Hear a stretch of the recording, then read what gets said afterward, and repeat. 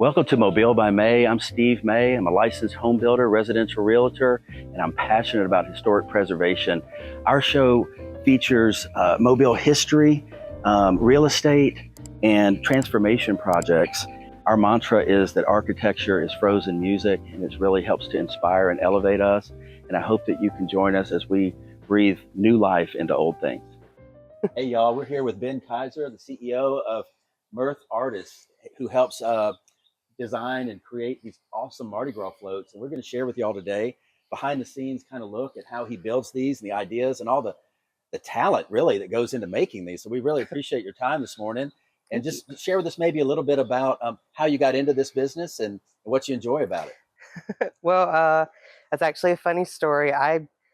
My only real experience with Mardi Gras before this was I was at Alabama Bryant marching band, and I remember like marching and seeing like the Isabella for the crew of Columbus and stuff like that. But I didn't really think much about it. I went off to college at Montevallo. I was a paint and sculpture major, and I was doing haunted house installations and like horror movie prop kind of stuff. It was the first like art job I could really get, and I one day was feeling a little homesick, and I ended up making a couple posts on Facebook, and I shared some of my work. And then next thing you know, I got a message from someone. They're like, "Hey, are you trying to move back to Mobile? We might have a job for you." And I was like, "Oh, okay."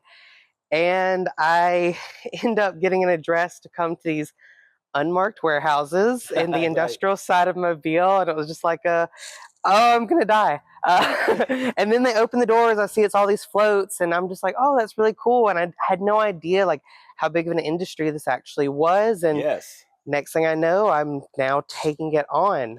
So I'm about to say I worked under Steve Muscle for some years, and he's been my mentor. And now I've had Mirth Artist we just finished our third year. Congratulations. Thank you. I have a crew of about 15 artists, and I'm about to say we love what we do. Well, I think this year we had the record turnout. I think it was 1.3 million people came from Mardi Gras. And this Mardi Gras brings in about $400 million in annual revenue to the city. It's a real engine of economic, activity for the city. And this is really the heart and soul to me of what we do. And I love this float here, especially with folly and death. And so now you handle the floats for several different Mardi Gras associations, correct? Yes, I do Knights of Revelry, Crew of Columbus, Infant Mystics, Order of Venus, and we do one-offs, and like we've done other things like the King Felix float, some of the police floats, just depending on whoever contracts us. But wow. We have our main three, and then our small ladies organization. And so it's a full-time annual. It's a full-time all the way. 100%. I typically already have theme suggestions before we're even finished with the next year. Like it's always, they're always stacking, they're always changing, and we're constantly going. Awesome. Could you tell us a little bit? Maybe let's go over to this other side, Lisa. Look at the this other side of this float as well. Maybe about the history of this one, because this is the one I always think about with Folly, with the pig bladder, chasing death around the top. But what does this symbolize here with the moon and all of that? Is there a certain meaning behind this or symbolism? I would say this is really going off. I would say this float, the idea of this float is actually older than I am. So I don't know exactly who originated it, but it is comedy and tragedy with the moons. And this is keeping the color scheme of the KOR organization. Okay. The Silver Folly Cup, every rendition I've seen of this float throughout the years, that's been the same symbol. So yes. I wish I knew who actually came up with its original origins. It's awesome. So we're inside of a float barn, y'all, with this Mardi Gras Association, and there are all these floats parked in here with this whole theme.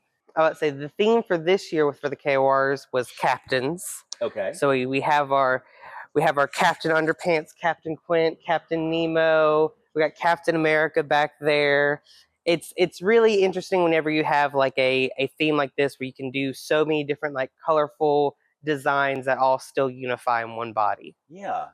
I was reading a little bit about, you've done aliens and Bigfoot and all these cool. What a fun job, huh? Oh, it definitely keeps us on our toes. We never know, like every year has its own challenges. You never know exactly what you're going to do, and you want to make sure that sometimes you get themes and stuff that you may have done before, but you always want to make sure like no two floats look the same. You always want to make sure like they're always different. But I mean, like armatures like Look at this. Like this that looks guy. real. I mean, Oh, he was so much fun. that's some serious artistry there. You know, we recycle as much as possible. So though this year this armature is Captain Morgan, in the past he's been Johnny Depp for Pirates of the Caribbean. He's been Indiana Jones. I would say I think he may even been Willy Wonka at one point. I mean, you never know, like how many. Like when you cut them open, it's almost like you can see all their past lives. Okay, there's different layers of the previous lives. 100%, yes. So cool. I mean, the painting on that is incredible. How do you paint? Like, is that all spray and then you touch up with a brush, or? Yeah, we do a mix of airbrush and brush work. Okay. You always start with the biggest brush first, and you work your way down. But we do pride ourselves on the detail that we put into each of our figures. No doubt. I mean, there is some real detail in these. Look at this squid. I mean, this squid right here looks. This thing, you got to get this, Lisa. This thing looks three-dimensional coming at you right from here. Well, thank you. This one was fun because when you're doing something like this, where you want to make it where the paint itself looks like it's glowing. Yes. So before actually like doing something like this, we treated the whole surface with doing a very thin layer of a dark blue, and then coming back in and making sure that we only had true highlights in places to make it look like the rest of it was dark in this murky water, like coming up 20,000 leagues under the sea. That is incredible. It really does look like fluorescent there, doesn't it? Thank you. That's cool techniques. So are you always learning new techniques and different things, or? Well, I've been teaching oil painting for 6 years, and I feel like a lot of that transitions, and I pass on what I know to my artist, and I'm always trying to push them, like talking about like color theory and how we can actually implement this, like, because everything is like highly simplified, like our work is highly simplified for Mardi Gras, but we still want to like have those aspects like brought here too. When you're on the route and everything's going by so quickly with the throws, you kind of get distracted with the noise, and you don't get to really appreciate like you do by actually up close and personal like this. This is a really awesome tour. Oh, this is Captain America here. Mm-hmm. Okay. We have a Captain, my Captain right here with Abraham Lincoln. I believe he started off the whole parade. You got the little skyline here? Yeah, and I about to say Jackson Jones was the artist that he ended up coming up with this color scheme. We were trying to figure out what we were going to do here, and we do cities a lot, and we wanted to do something a little bit more fun. And then he loves comic books, and he was like showing me like, oh, look how they did like the cityscape in this comic book. He was like, we could do this like with these intense colors, almost looks like it's like heat vision. I was like, that's perfect. Really cool. And I was like, that was just such a good idea. And like stuff like this, like we always want to do something a little different than what we've done in the past, and we'd never done anything like this before, and I really loved how it turned out. So look at how all this is framed. You've got all this framing. Some of them have metal, but these are all wood framing, and with cardboard, and wow. The Crew of Columbus has probably the biggest floats in. Actually, I believe they have the biggest floats in Mobile Mardi Gras. The KOR here, this is a daytime parade, and they just have kind of some smaller ones. But these, like, it's more like compact, focused like artwork and detail, while the other ones they're a little bit more spread out. But as far as like size wise, theirs is definitely the biggest. Well, and I read something about some of these floats are like over $100,000. Depending on what the float is, like the Isabella over there, yeah, she's very expensive. Wow, look at that with the peg leg. Oh yeah, he was spectacular. One of the main things that I love, I really don't like figures that are very static. Anytime there's a figure that can really capture movement and capture like puts you like feels like you're in that scene, yes, that is absolutely my favorite. That is it, man, because it does look like he's a live action figure throwing that harpoon, huh? Mm-hmm. Wow. Is that your favorite one? This is definitely my favorite one from this parade. So every year you get to paint a new canvas. So you're just constantly recreating and reimagining. Yeah, and yet that you, as much as we love them, we can't get too attached to them. We know that we're going to be chopping them all up and Right. seeing what Oh, we can do next time. I think I'd have to leave when they did that. After Oh, all that work you've done, right? oh, it's what's honestly really funny. This peg leg was actually used before on a Captain Ahab from the past. It was not the same armature, but I learned my lesson because I did a pirate. I think it was like a Treasure Island pirate and had a peg leg, and then I was like, I'll never need a peg leg again. Threw it away. Oh no. Did a Captain Ahab, ended up making, and then I held onto this for 2 more years. And then once I saw Captain Ahab come up again, I was like, this time I have the leg. Pull out the peg. Pull out the peg leg. And I had to research like what the peg legs were like back then, and like how they actually were strapped in. And I mean, it's stuff like that that you don't really think about. And of course, like all of this is just cardboard and paper. Like it's a lot of detail that goes into it. So And the peg leg, was it actually wood? so the peg leg, a lot of the times they apparently used bone. And I don't know if it's just because of his story, but some of them say that they used whale bone to carve the peg leg. What a cool story. Whether it's true or not, we don't know. But I don't know, but I was like, that was really cool. Yeah. But I mean, just look at this one's probably like double the size. What? I mean, it's huge. It is. Wow. And it's like, and it's even like when you get up in here, it like starts, back.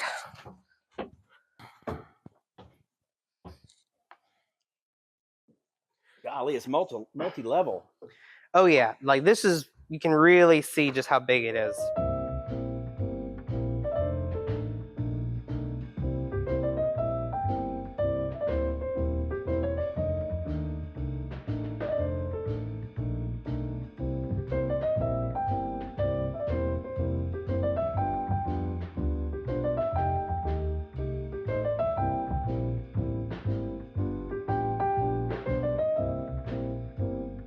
Actually, here's a fun game.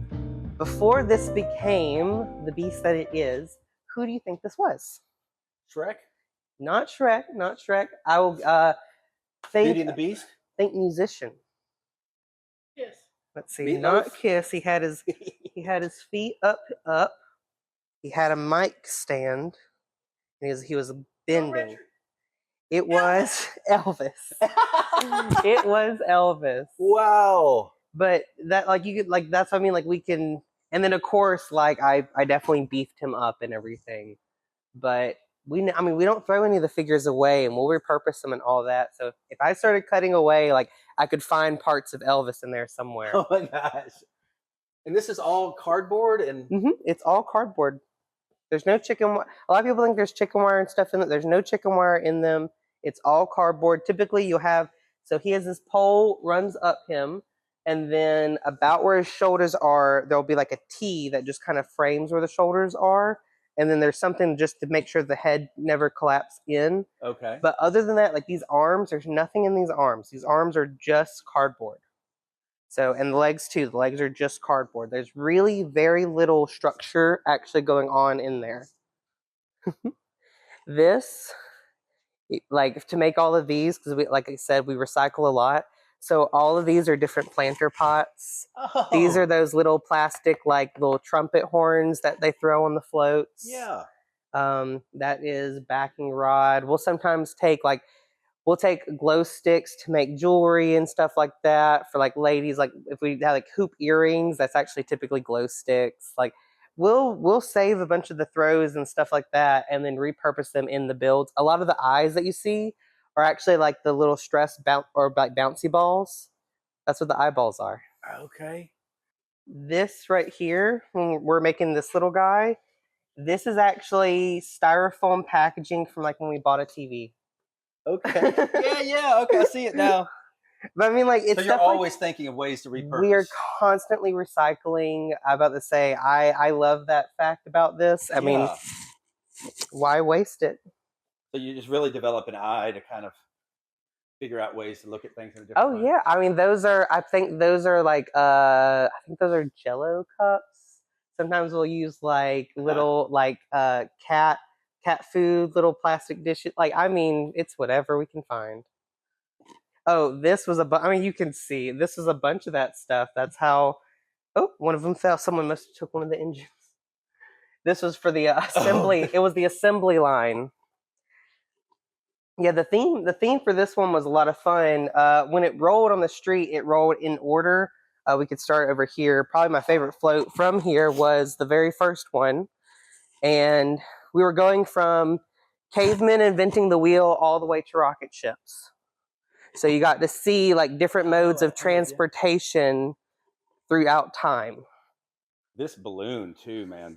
I love this. And this is pretty close to the very first hot air balloon ever made. This is back, I think this is 1783. So cool. Yeah, 1783 was the first actual flight, and it was two French brothers that made the first ever hot air balloon, and they ended up going for 10 minutes up in the air. It was a successful flight, landed, all that.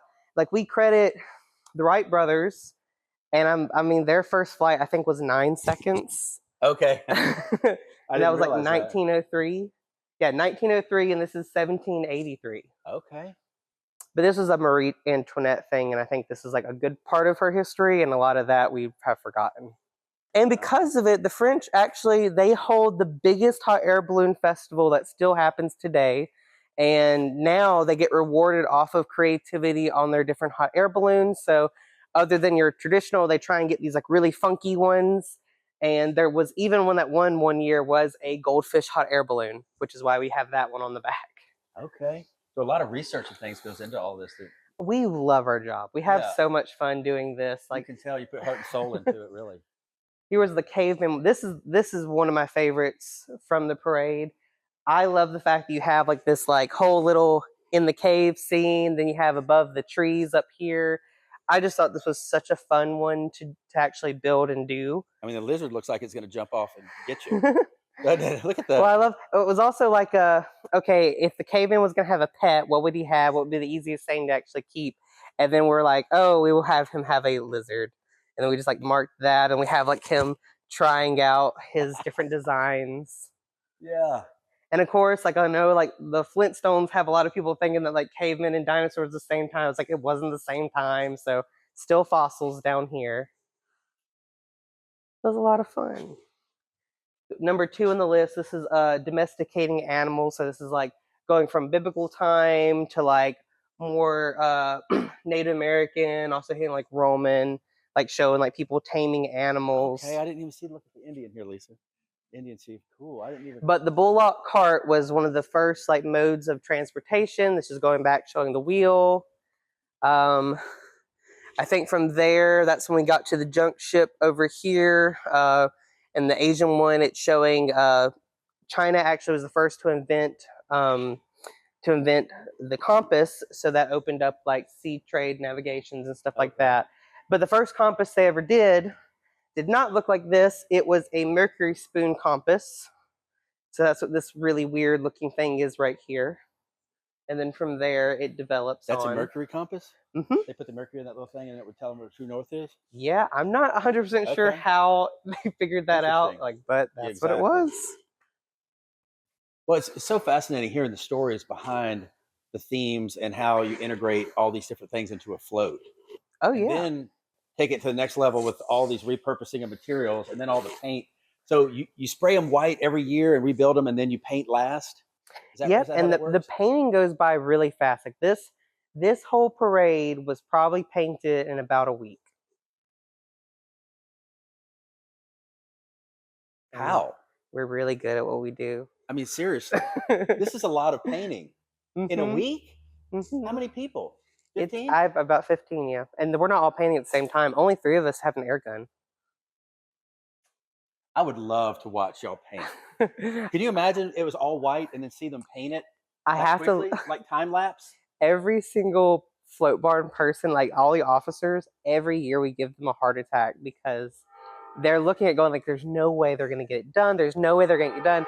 And then as the week, that whatever the painting week is, once it happens, all of them are just like, I don't know how you've done it. I was like, we've done this for years now. Now, this would be more, I'm just showing it just because this is my favorite float. She unfortunately took a lot of damage this year. So I'm going to have to rebuild her. This is the back part. When they went to pull her out, and she is the biggest one in Mobile Mardi Gras. Wow. They broke my baby's jaw. Uh-oh. So I gotta fix it. The whole jaw here is broken. So this float is older than me. This is the float that I got to see when I was marching in band.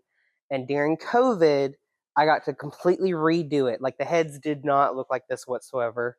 I got to chop all the heads off, completely reconstruct them. When I cut it open, the throws that were coming out, I mean, decades. Oh, it was like a time. I mean, it was a time capsule of just all of these cups and merch from all the past leading ladies and all this stuff. I mean, it was so cool to actually see all of it and then get to make it. And of course, I was watching Game of Thrones at the time, so I was like all about doing these like dragon heads. Exactly. But I mean, I had so much fun making them, to the point where I even like did little things where I said, this is the youngest one, so it has the cleanest teeth.